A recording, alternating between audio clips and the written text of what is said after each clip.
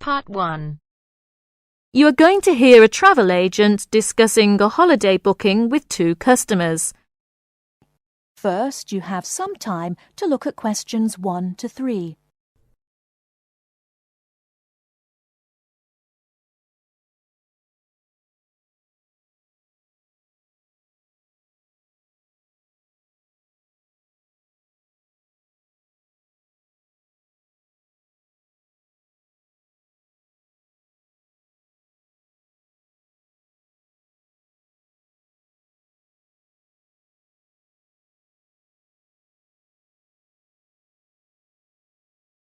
Now we shall begin.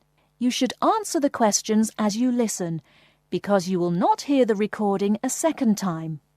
Listen carefully and answer questions 1 to 3. Good morning. Can I help you? Yes, good morning. We'd like to book a holiday for July, please. Certainly. Where did you have in mind? Oh, well, we haven't thought a lot about it, really. We'd just like to go somewhere hot, and it must be in July. I see. Well, let's get the dates cleared up first, then we can see about availability. What part of July were you thinking of? Oh, well, you see, we have slightly different holidays. I've got the whole month except for the last 5 days, so I could go from the 1st to the 26th. But my friend here doesn't start until the 7th. So I suppose it will have to be the middle 2 weeks, really. Yes, but I've got to be back before the 23rd. OK. Now, let's find a destination. Before you hear the rest of the conversation, you have some time to look at questions 4 to 10.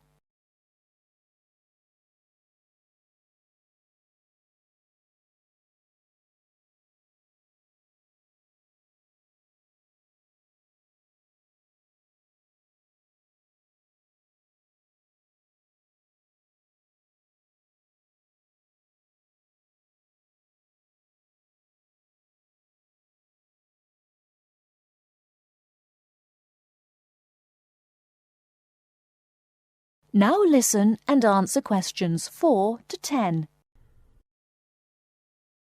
Any preferences? France? Italy? Oh, not France.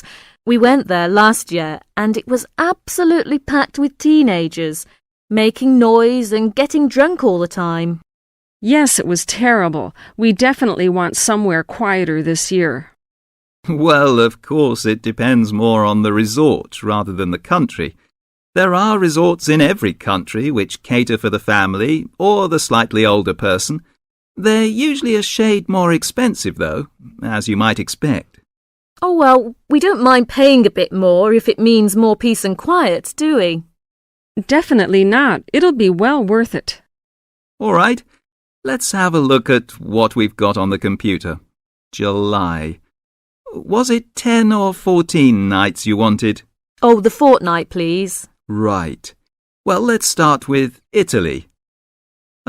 We've got 14 nights bed and breakfast in Sorrento for £345 from Manchester on the 14th. Or we've got... No, wait a minute. That's no good for me. We wouldn't get back till the 28th, and I've got to be back at work before that. Ah, yes. How about Sweden? 2 weeks, half board? How much would that be? That would be £540 from Manchester again. Well, 540... that seems too much. Well, madam, there's a surcharge for the airport and it has a 5-star hotel. Oh, well, it's a bit over our budget, really. All right, let's try somewhere else. How about Portugal?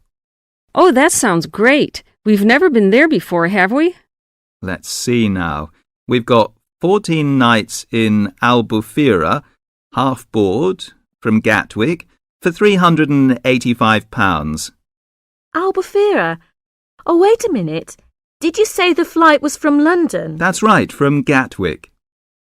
Oh, well, we'd prefer a flight from the north somewhere. Manchester, perhaps, or even Glasgow. That is the end of part 1. You now have half a minute to check your answers.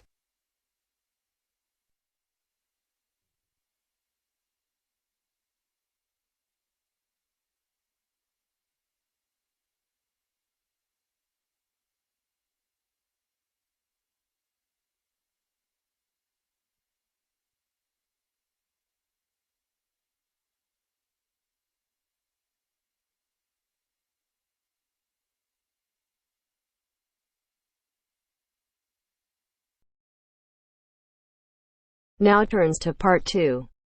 Part 2. Matthew East, a registered osteopath and a supporter of alternative techniques in healthcare. Matthew, can you tell us more about osteopathy? First, you have some time to look at questions 11 to 16.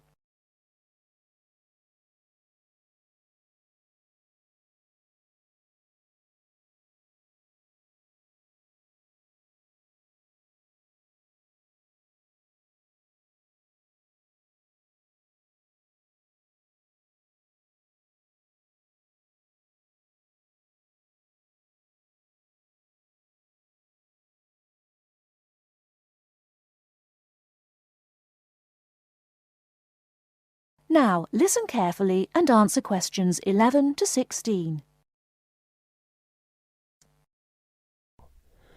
Over the past 50 years, there have been some radical changes in medicine as it is known in the West. This is largely the result of vast improvements in technology, but also in the rising importance of alternative treatments.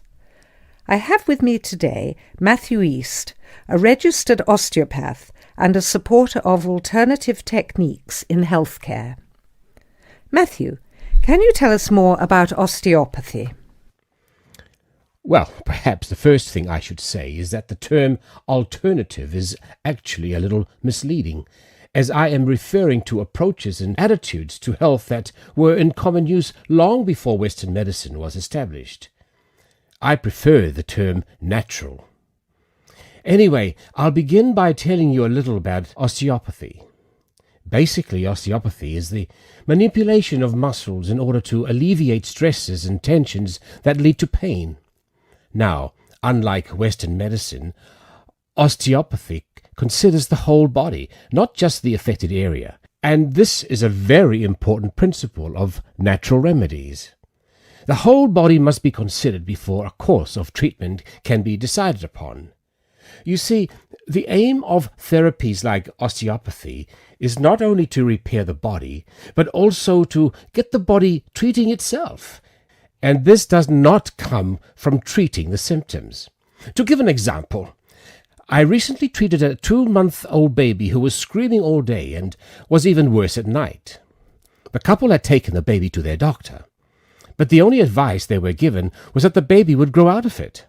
However, the real problem stemmed from a difficult birth, which put pressure on the baby's neck. After 10 minutes of gentle manipulation, the pressure was released, and within 20 minutes the baby was quiet and calm for the first time. This was achieved without drugs or operations.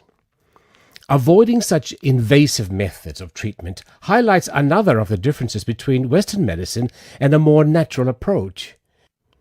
You see, Western medicine often uses surgery in order to find a solution to problems that could have been addressed with simple remedies.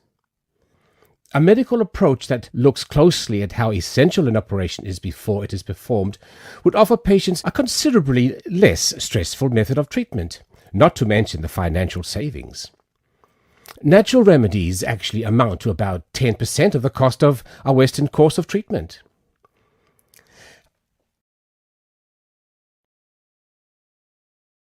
Before you hear the rest of the talk, you have some time to look at questions 17 to 20.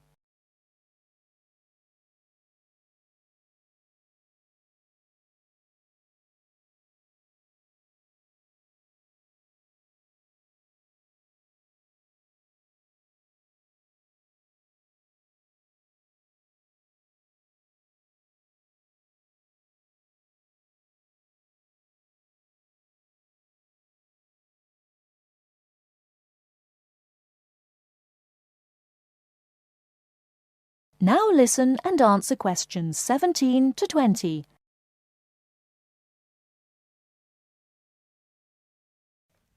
I'd like to mention the subject of surgery again a little later, but I would like to say at this point that there are those that claim that the benefits of osteopathy and herbal therapies are largely psychological, that they have not undergone the clinical trials that pharmaceuticals have. To answer that, you only need to look at the example I gave earlier of the baby that stopped crying less than an hour after treatment, but was obviously far too young to react because of purely psychological factors. Another example can be seen in the successful use of acupuncture in the treatment of animals. In response to criticism regarding clinical trials, it is worth noting that the power of pharmaceutical companies is such that, although some drugs fail the standards required of them, they are sometimes still prescribed by doctors.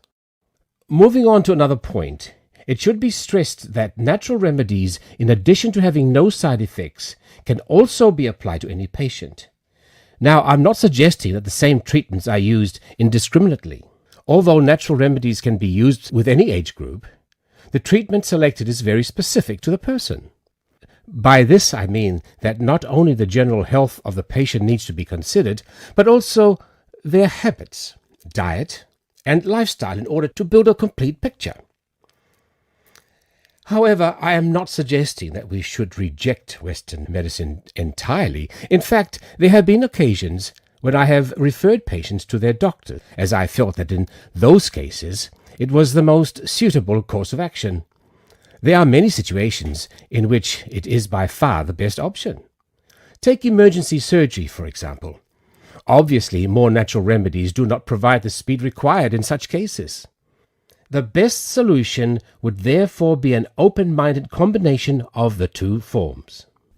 Well, thank you very much, Matthew.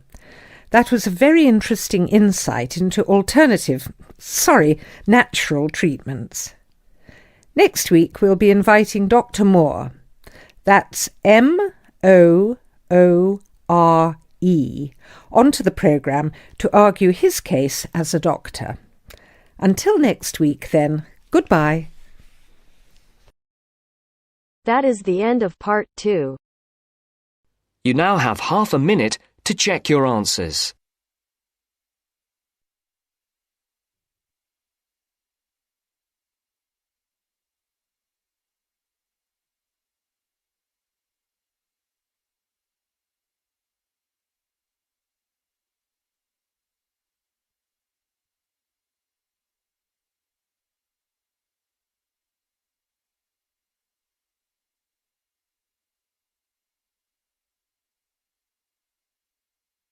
Now turns to part 3.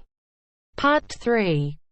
You will hear two business studies students discussing a presentation they'll do on an article on working effectively in groups. First, you have some time to look at questions 21 to 26.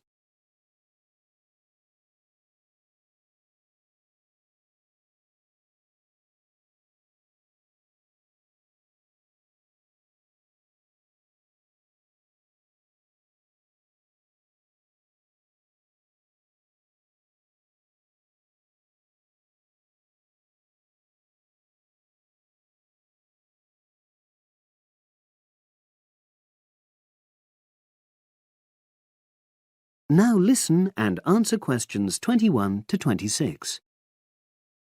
So, Brad, what did you think of the article on group work? Oh, hi, Helen.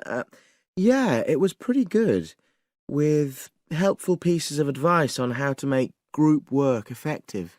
I think we were lucky to be given such a straightforward text to present at the management skills seminar. Yeah. Actually, shall we discuss it now? Have you got time? Sure. It's only a 10-minute presentation, so we just need to explain and then give our views on the main points raised in the article. I'll jot down some notes. Right. So, there are 3 main sections. I suggest we start with listening. Yeah, effective listening in groups, because it's not something that's frequently covered on courses in our field. No, and we should say that in the presentation. Yeah. And also effective listening's pretty simple, you know. I don't think it's hard to learn. Well, people think it's easy, but in my experience, most of us tend to be very lazy listeners. Okay, I wouldn't argue with that. Something I do think we should emphasize is the power of the listener's posture, gestures, etc., in making speakers feel respected. Not that you're just waiting for them to finish before jumping in with your own ideas. Uh-huh. Okay, right.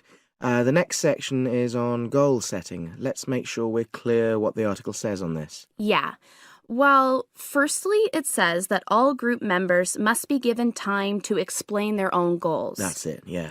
And then did it say that the whole group should agree on common goals? That's a bit too strong. It's more that everyone's agendas should be equally acceptable. But it does say that goals have to be realistic, Achievable within a particular time? You've got it. That's really what the article's saying. There isn't really any point in having ideals if group members know they won't come to anything within a reasonable period. So, I think a summary covering those points will be enough for that part of the presentation, don't you? Yep. Now, the last section is about conflict resolution. Actually, I thought it was the worst part of the article. Me too. I don't think it went into sufficient detail on the issue. Actually, I thought it devoted too much space to it, but that it was all rather boring, It didn't mention some of the more radical theories. Absolutely. I found that really irritating. Right, and also I think it could have said more about conflict sometimes being healthy in groups. Absolutely. It just mentioned rather glibly about how we should avoid thinking of winners and losers, and that quick resolution of conflict is always desirable. Without explaining what these terms mean? Well, it gives quite detailed definitions, but doesn't develop a proper argument. Right. So, for the presentation, I think we just give some definitions and then explain what we felt were the weaknesses in the article's treatment of conflict resolution. Yeah, good. Now you have some time to look at questions 27 to 30.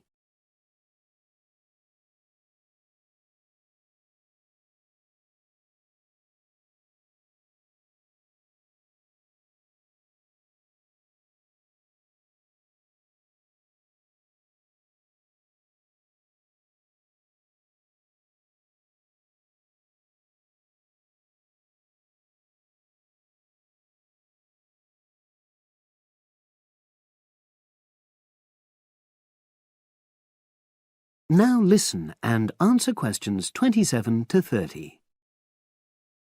So, let's think about what we have to prepare for the actual presentation. Well, I suppose we'll use PowerPoint, but I'm hopeless at using it, especially if it has any visuals. I really have to look into doing a course on it because I know I'll need it in the future. Don't worry, I'm quite happy using PowerPoint and I'll put it together when everything else is ready. That's a relief. But yes, do that later. Okay. Now, I heard the tutor saying we have to include some well-chosen quotations from the article. I'm not sure if we do. I'll email him to find out. No need. I can just have a look at the specs he gave us when he set the task. That'll be quicker. But the tutor definitely said we have to prepare a handout to go with the talk. I'm not really sure how we do that. Sarah did one last year. Who's she? She's doing the same option as me on marketing. I'll ask her advice on what to include. Great. So that just leaves the bibliography at the end. I suppose it'll mainly be articles. Yeah. So we'll just look on the web, and we can leave that till later. But we've been advised against that? Well, we could have a look through some journals in the library. I think we should start by looking through module handbooks. I think that'll give us some good leads. Yeah, you're probably right. So that's all the topics. That is the end of part 3. You now have half a minute to check your answers.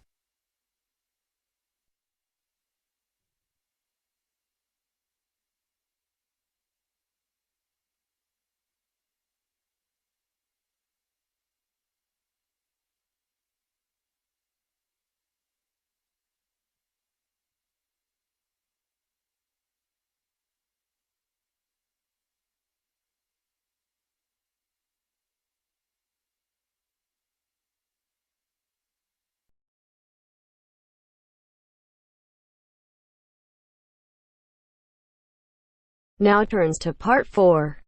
Part 4. Listen to the last part of the lecture. As you listen, complete the notes below. First, you have some time to look at questions 31 to 40.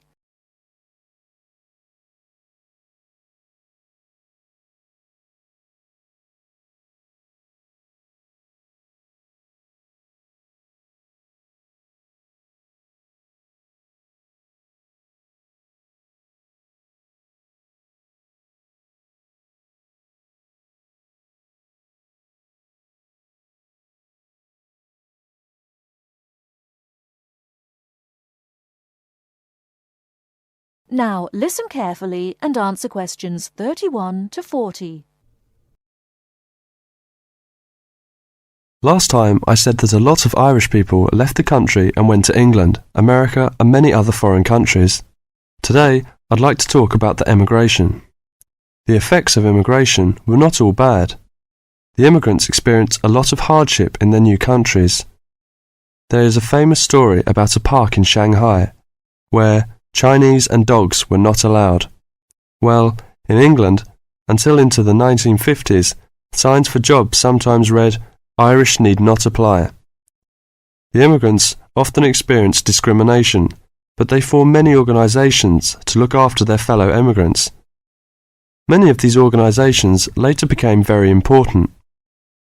In America, the Irish chose politics as the way forward, and significant cities were controlled by Irish politicians. This movement reached its peak with the election of John F. Kennedy in 1960. His grandparents came from Ireland, and his election had a significant impact in Ireland, helping the process of recovery of self-confidence which we have today. Today, there are 70 million people of Irish descent living outside Ireland.